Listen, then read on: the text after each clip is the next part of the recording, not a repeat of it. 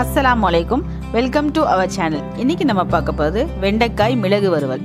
அதுக்கு முன்னாடி என்னோட வீடியோ தான் ஃபஸ்ட் டைம் பார்க்குறீங்கன்னா சப்ஸ்கிரைப் பண்ணிக்கோங்க, பெல் பட்டன் கிளிக் பண்ணிக்கோங்க. அதில் ஆல்ன்ற ஆப்ஷன் வரும், அதையும் கிளிக் பண்ணிக்கோங்க. அப்போ தான் நான் போடுற வீடியோ உங்களுக்கு நோட்டிஃபிகேஷனாக வரும். வாங்க வீடியோக்குள்ளே போகலாம். வெண்டைக்காயை கழுவி நல்லா கழுவி எடுத்து ஒரு துணியில் போட்டு நல்லா தொடச்சிட்டு கட் பண்ணோம்னா அந்த வளவளப்பு கம்மியாக வரும்.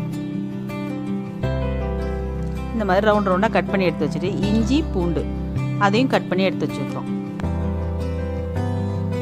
எண்ணெய் ஊற்றி கடாய் அடுப்பில் வச்சுட்டு எண்ணெய் ஊற்றிட்டு காஞ்ச மிளகாய் நல்லா சின்ன சின்னதாக கட் பண்ணி போட்டுக்கிறோம். இந்த காய்கறி மிளகு வறுவலுக்கு நம்ம வெங்காயம்லாம் போட போகிறதில்ல. வெங்காயம் போட்டால் அது பொரியல் ஆகிடும். இது வறுவல்.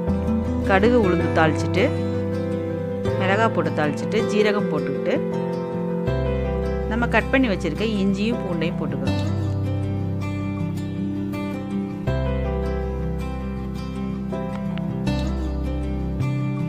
அது பொரிஞ்சு வந்ததுக்கப்புறமா வெண்டைக்காவை போட்டுக்கிறோம். வெண்டைக்காய் போட்டு நல்லா வறுத்து விட்டுக்கிறோம். நம்ம மூடி போட்டு மூடக்கூடாது. மூடி போட்டு மூடினோம்னா தான் அந்த வேர்வை தண்ணி பட்டு அந்த வளவளப்பு இன்னும் ஜாஸ்தியாகிடும்.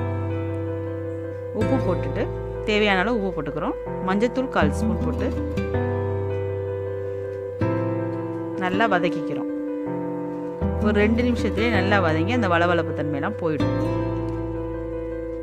நம்ம வெங்காயம் போட்டு பொரியல் பண்ணாதான் அந்த வெங்காயமும் உப்பும் சேர்ந்து தண்ணியாக மாறி வெண்டைக்காய் ரொம்ப வளவளப்பாக வருது. இந்த மாதிரி வறுவல் செஞ்சு சாப்பிட்டோம்னா பசங்க ஈஸியாக சாப்பிட்ருவாங்க. அந்த வளவளப்பு இருக்கிறனால தான் பிள்ளைங்களுக்கு வெண்டைக்காய் பிடிக்காது.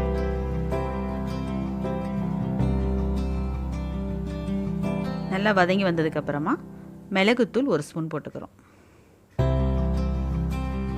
போட்டு வறுத்து விட்டுக்கிறோம். இதே மாதிரி நீங்களும் செஞ்சு பார்த்து எப்படி இருக்குன்னு எனக்கு கமெண்டில் சொல்லுங்கள். லைக் பண்ணுங்கள், ஷேர் பண்ணுங்கள், கமெண்ட் பண்ணுங்கள். மறந்துடாமல் சப்ஸ்கிரைப் பண்ணுங்கள். அஸ்ஸலாமு அலைக்கும்.